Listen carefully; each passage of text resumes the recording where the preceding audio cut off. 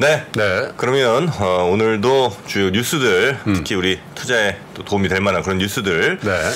잘 섭외해 오신 우리 3프로TV 권순우 팀장님부터 모셔보도록 하겠습니다. 어서 오십시오. 예, 안녕하세요. 3프로TV 권순우 취재팀장입니다. 네. 네. 반갑습니다. 예, 바로 시작하겠습니다. 네. 날씨가 많이 추워요. 오늘 아침 진짜 좀 추워요. 어제 밤부터 창문 살짝 열어놨더니 따뜻하게 입었구만. 어젯밤에 너무 추워가지고. 근데 은근히 약간 또 두꺼운 옷이 잘 어울리시네요. 제가요? 예.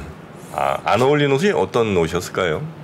조금 기분이 아니, 썩 좋지 슬림하다는 얘기야. 딱 슬림하니까 도톰한 옷.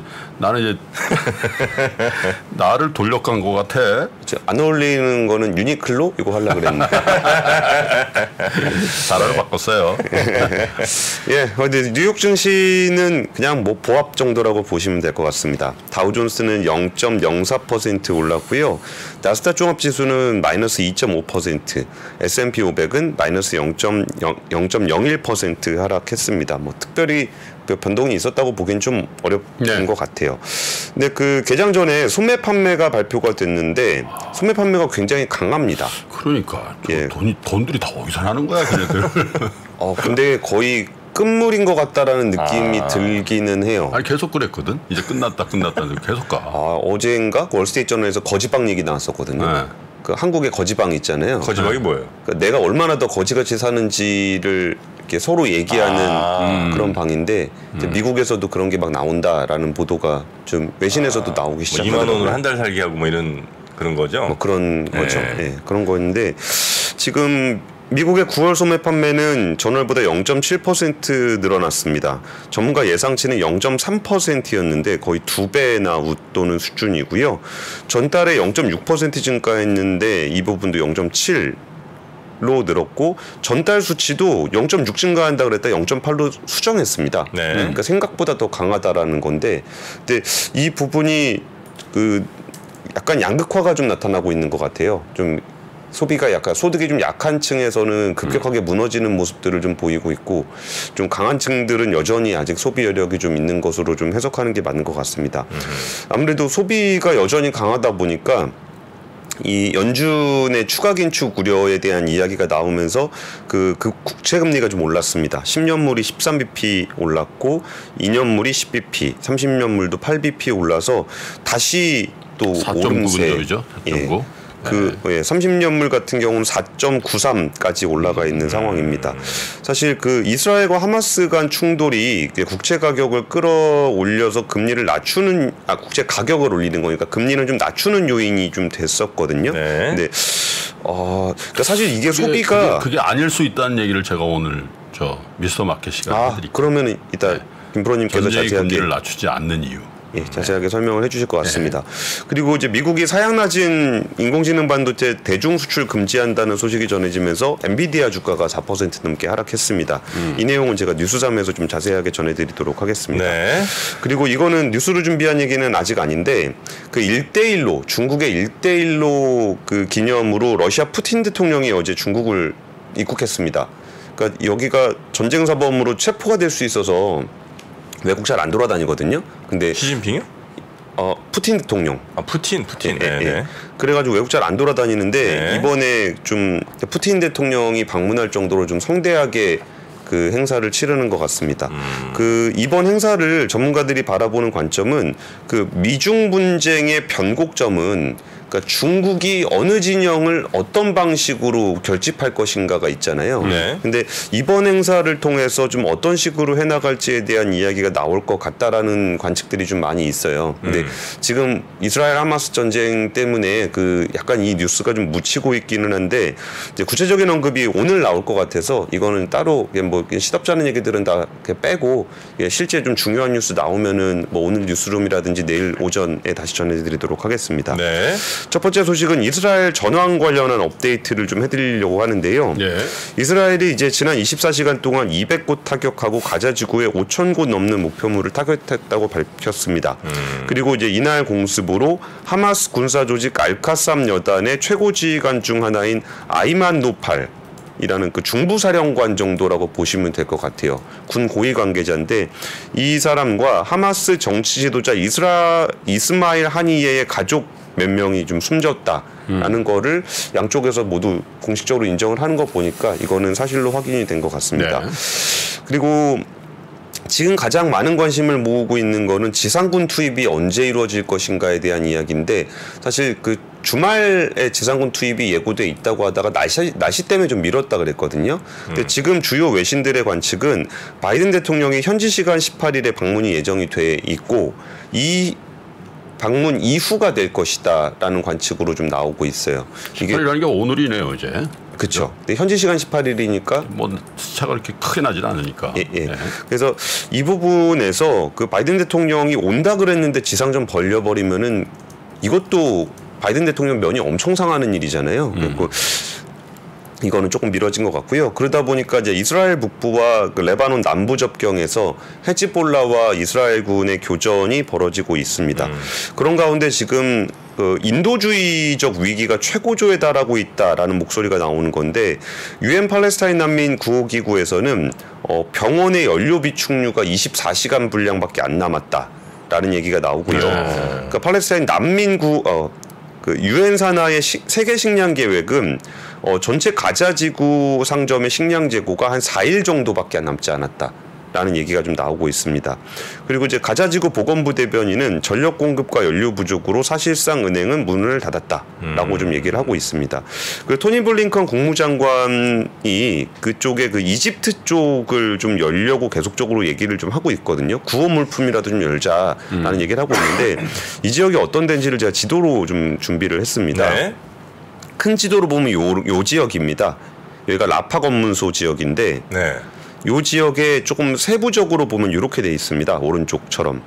저기가 이집트죠, 바로. 예, 바로 이집트입니다. 근데 여기 보시면은 도로가 없어요. 도로가 하나도 없고 여기만 도로가 있습니다. 라파 국경지대. 그래서 여기를 열지 않으면 뭐 사람도 못 지나다닐 뿐만 아니라 구호 물품 반입도 안 되는 그런 상황입니다. 근데 이 지역을 두고서 이제 열어야 된다 말아야 된다 이 얘기를 좀 하고 있는 건데 지금 그 서방 국가에서는 이집트를 굉장히 강하게 압박을 하고 있습니다. 근데 이집트에서는 이게 두 가지 이유로 거부를 하고 있는데요. 하나는 난민을 받을 준비가 전혀 안 돼 있다. 네. 자기네들이 어렵죠, 지금. 네, 여기가 지금 난민으로 예상되는 남부 지역에 모여 있는 사람이 한 100만 명 된대요. 원래 이 지역에 살던 분이 한 35만 명 정도 되고 여기서 이제 북쪽에서 내려온 사람이 한 60만 명 정도 돼서 대략 100만 명 정도의 난민이 발생할 가능성이 좀 있다는 게 하나 있고 또 하나는 여기가 시나이반도. 시나이반도가 한때 그 ISS의 주요 활동 지역이었습니다. 그래가지고 이 지역이 이집트 정부 입장에서는 그 무장 정파들한테 복속당해가지고 엄청나게 고생을 한 적이 있었거든요. 그러니까 난민 사이에 하마스 무장 세력들이 들어오면 이게 또 그런 일을 겪게 될 건데 이걸 어떻게 할 거냐라는 얘기를 좀 하면서 굉장히 강한 어조로 이 얘기를 거부하고 있는데 그 외신에 인용된 이집트 고위 관리의 말입니다. 네. 이거는 고위 관리로 하는 건 익명으로 얘기를 하고 있는 건데 우리가 팔레스타인 난민 100만 명 받아들이길 원하냐? 그럼 우리가 받아서 유럽에 보내주겠다. 참 뼈 아픈 뼈 때리는 얘기네. 예. 야, 니들은 뭐 안 하면서 우리 그런 얘기잖아요, 저게. 예. 그렇게 유럽은 인권 관심 맞으니까 난민 받아라. 라고 얘기를 좀 하고 있는 상황이고요. 이빨로 소리만 하려면 직접 그러니까. 행동으로 좀 하든지 아니면 가만히 있어라. 나한테 그렇게 너무 강요하지 마라 라는 얘기를 하고 있고요. 지금 이란 쪽에서는 그 아야톨라 셰헤드 알리 하메네이, 일반적으로 하메네이라고 불리는 이란 최고 지도자가 이스라엘을 향해서 그 팔레스타인들을 향한 겸재는 심판받아야 한다. 우리는 가자 지구에서 일어나고 있는 일에 대해 대응해야 된다라고 이제 공식적으로 논평을 한 게 있습니다. 그리고 지금 이스라엘을 방문한 첫 번째 외국 수장은 루마니아 총리였고 두 번째로 찾은 사람은 올라프 숄츠 독일 총리입니다. 여기도 이제 이란과 헤즈볼라가 이번 사태에 개입하지 말라라는 목소리를 좀 높이고 있고요. 근데 여기서 주로 강조하는 부분은 뭐 유럽이라든지 이런 국가들도 확전 방지에 주로 초점을 맞추고 있습니다. 그래서 누구도 이번 분쟁에 개입해서 안 된다라는 얘기를 하고 있고요. 네. 그리고 여기가 또 이제 이스라엘 또 바로 옆에가 요르단이잖아요. 네네. 요르단은 아랍 국가이면서도 이스라엘하고 이제 수교를 맺어 있는 국가입니다. 네. 근데 요르단 국왕 같은 경우도 난민은 못 받겠다라고 얘기를 하면서도 이 난민 관련해서는 나는 헤즈볼라와 이란의 분쟁에 개입하지 말라고 강력히 경고한다. 압둘라 2세 요르단 국왕이 기자회견을 통해서 했던 얘기입니다. 그리고 이제 이게 바이든 대통령 방문이 앞서 있어서 그런지 이스라엘 쪽 어투가 조금 누그러진 게 있는데요. 그러니까 이스라엘군 대변인 리처드 헥트 중령이라고 이분이 어떤 얘기를 이전에 했었냐면은 군은 준비가 끝났다. 정치적인 결정만 남았다. 그래가지고 이제 지상군 투입이 바로 임박한 듯한 언급을 했던 사람인데 네. 우리는 전쟁의 다음 단계를 준비하고 있다. 모든 사람이 지상 공격을 얘기하지만 다른 형태일 수도 있다. 그렇군요. 라는 얘기까지 있었습니다. 지금 뭐 속보가 들어오는 게 바이든 대통령이 이스라엘 방문한 다음에 요르단을 가서 이집트, 팔레스타인 같이 회의를 사자회담을 하자 이렇게 됐는데 요르단 방문이 취소됐다 그래요. 그 이유가 가자 지구의 병원 공습으로 500명 사망하다 보니까 이거 좀 문제가 있다. 그리고 안전에도 문제가 있다. 이런 얘기가 나온 것 같아요. 속보를 일단 막 들어오고 있네요. 네. 그렇습니다. 두 번째 소식은 아까 엔비디아 반도체 못 들어가는 얘기를 좀 드리려고 하는데요. 이전에 얘기가 조금 살짝 나오긴 나왔었습니다. 근데 이게 미국 상무부에서 공식적으로 발표를 했습니다. 그래서 저도 그 미국 상무부에 발표한 조치들을 좀 읽어봤는데 내용을 살펴보면은 일단은 그 저사양 반도체의 대중국 수출을 금지하는 내용이 하나 들어가 있고요. 그러니까 이거는 반도체 품목에 대한 게 하나 있고 또 하나는 그 지역에 대한 게 있습니다. 네. 그리고 이제 그 지역의 그 본사라든지 아니면 해외 지사, 그러니까 회사를 규정한 내용이 또 담겨 있어요. 그러니까 세 가지 정도가 있다고 보시면 되는데 이게 뭐냐면은 자꾸 밀수를 하는 거예요.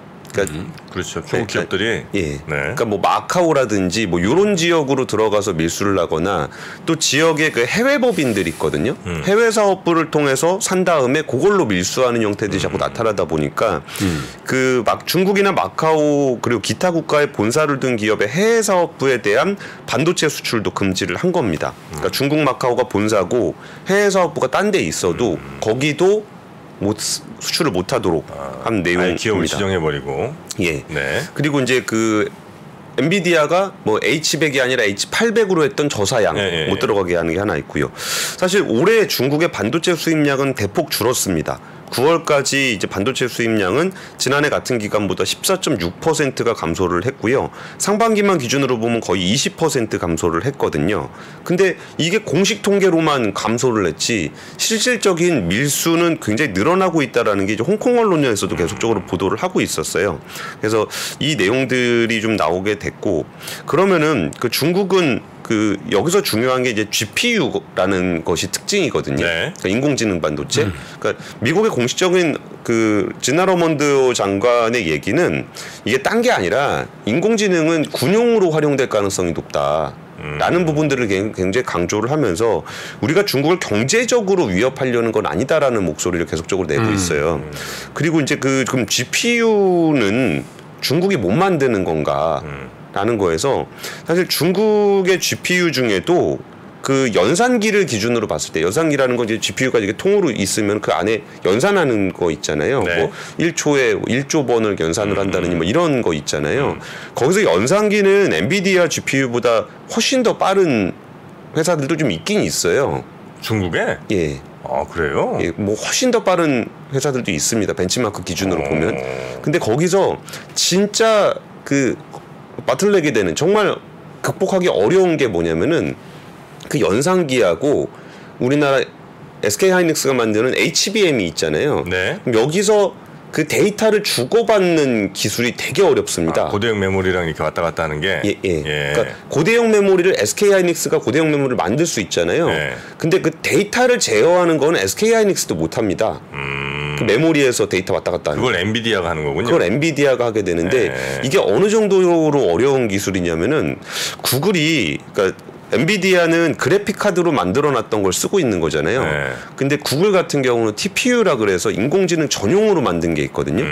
근데 거기서도 그 데이터 왔다 갔다 하는 거 제어를 구글이 못해서 브로드컴에다 의존을 하고 있습니다. 네. 그 정도로 좀 어려운 기술이라는 부분이 지금 중국에서는 굉장히 좀 뼈아픈 대목이라고 할 수 있을 것 같습니다.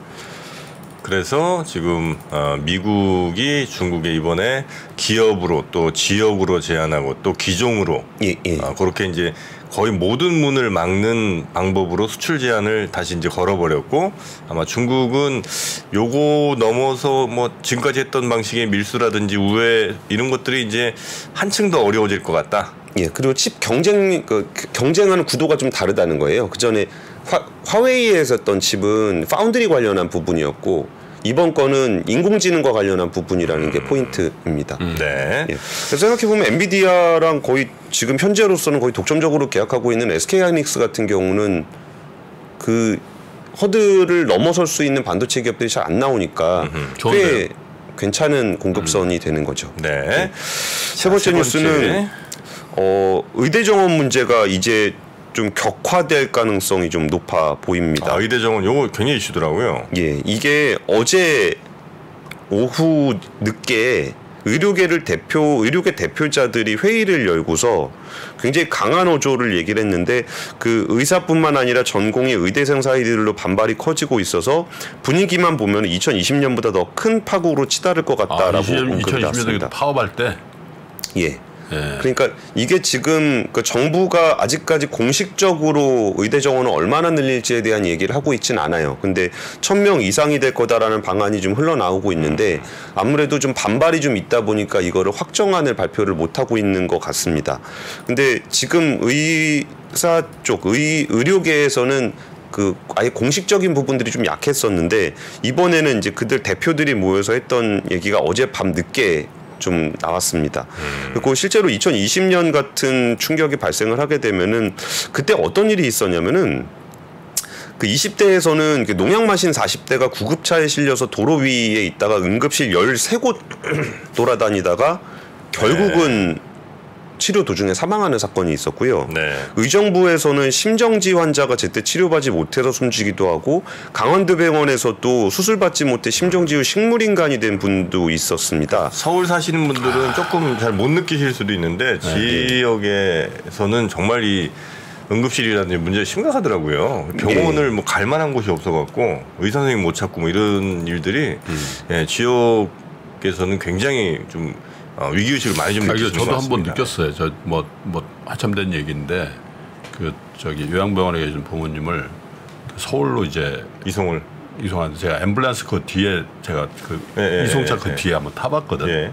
그러니까 빨리 가야 되는 거야. 근데 고속도로 근데 주말이었어요. 막혀갖고. 와, 그 안에 있는데 진짜 생각이 한 2시간 쫙 그 달리는데 진짜 여러 생각이 나더라고. 이걸 꼭 그렇게 해야 되나? 그 지역의 병원 이런데 조치를 하면 될 텐데. 그리고 매일경제가 여기에 대한 설문조사를 진행을 했는데요. 당연히 찬성이 71%가 나와 있는 상황이에요. 국민들이야 뭐 당연히 찬성하겠지. 예, 근데 이 문제는 참 예민한 문제이기도 하고 이게 사실 뭐가 논쟁점이 되는지도 하도 그동안 오래 토론을 해서 어지간하면 다 나와 있습니다. 그리고 이게 양적으로 부족한 점뿐만 아니라 이제 지역이라든지 지역의 의사가 많이 부족하다는 것과 특수과에 또 많이 소아과 뭐 이런 쪽의 그 필수 의료 영역에 제대로 배치가 안 되는 부분들이 좀 있고. 의사들은 이게 아무래도 경제 주체이잖아요, 의사도. 그러다 보니까 이게 돈이 안 되니까 돈벌이 되는 피부과 성형외과로 딱 가서 이런 문제가 생기는 거니까 의료수가 문제를 정리를 해야 된다라는 얘기를 또 하고 있어요. 그래서 이 문제는 양적인 부분에만 너무 집착할 것이 아니라 의대 정원의 숫자가 얼마냐가 중요한 것도 중요한데 거기에 더해서 질적으로 지금 뭐 지역 공동화 현상이라든지 의료 수가 문제라든지 이런 것들을 좀 종합적으로 좀 처리를 해야 개선을 함께 해야 될 것 같습니다. 그리고 대부분의 의사들이 사실은 어쩔 수 없이 물론 이제 뭐 의사들도 이제 장래를 생각해야 되니까 그죠? 안과 피부과 엄청 멀리죠. 그 경쟁이 엄청나다는 거예요. 맞아요. 야, 그것도 그렇고. 하여튼 그 우리도 최근에 알게 된 건데 최근에 우리가 저 정프로하고 저 의사 한 분을 저희 인터뷰를 했거든요. 그 건으로 인터뷰를 한 건 아닌데 저희도 처음 한 게 예를 들면 건대의대 뭐 당국대 의대 이런 데들 있잖아요. 그 신생의 의대 1986년도에 생긴 거예요. 그 정원이 몇 명인 줄 아세요? 한 70명? 40명. 40명. 그래서 이제 뭐 늘릴 뭐 여력은 있는데 과연 그렇게 이제 늘리는 게 이제 정답인지는 생각을 해봐야 될 문제겠습니다만 하여튼 복잡해요. 예, 우리 그동안 정치권들이 너무 이거 좀 손대기 어려운 문제니까 계속 이렇게 밀어놓고 있다가 도저히 이제 더 이상 미룰 수 없는 상황까지 온 거 아닌가. 예. 그렇죠? 이미 벌써 올렸어요. 왜냐면 지금 이제 저 늘리더라도 15년 이렇게 걸린다는 거예요. 의사들 이제 나와서 뭘 그렇죠. 하기까지는. 예. 그러니까 너무 시차도 많이 걸리고 시간도 많이 걸리고. 어쨌든 이 문제는 저희 선프로 TV에서 그 의사분들 입장 그리고 이제 환자분들 입장 그리고 학자들 또 뭐 여론 이런 것들 좀 해서 좀 심층적으로 접근해서 이게 또 사실 파퓰리즘 갈 수도 있거든. 그렇죠. 그냥 그죠? 예. 그래서 그런 부분도 다 점검해서 한번 순서를 한번 만들어 보도록 그렇게 하겠습니다. 네. 외환위기 오는 거 아니에요? 금융위기 오는 거 아니에요? 이런 질문들을 좀 굉장히 많이 받았었습니다. 탐욕이 되게 강했을 때 위험자산으로서의 극단적인 쏠림이 나타나고 공포감이 극에 달했을 때 안전자산으로서의 극단적인 쏠림이 나타나거든요. 과거의 일이 미래에 똑같이 일어난다 이건 아니지만 그때 당시에 위기 상황에서는 어떤 공통점들이 있었는지를 보면서 우리가 대비를 하는 방법도 고민해 볼 수 있고요. 과거를 제대로 이해하는 순간 위기의 실체가 드러납니다. 오건영의 현실 경제 이야기를 서점에서 만나보세요.